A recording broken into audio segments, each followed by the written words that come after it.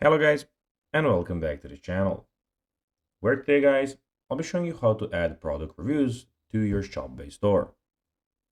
So guys, the first thing that you of course need to do is go to Google and type in shopbase.com. After that, you just need to go and log into your profile or register to ShopBase if you haven't already done that of course. But now guys, let's see what we actually have in front of us here.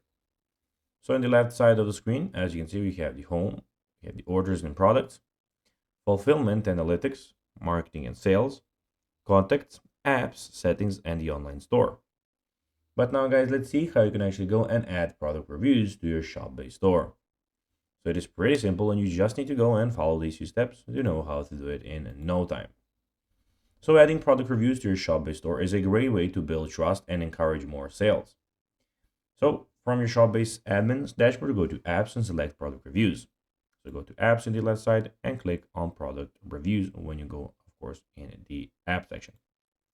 Then when you click on the product reviews here, then you just need to go and you can import reviews from AliExpress or using the CSV file. To import from AliExpress, go to product reviews, import reviews from AliExpress.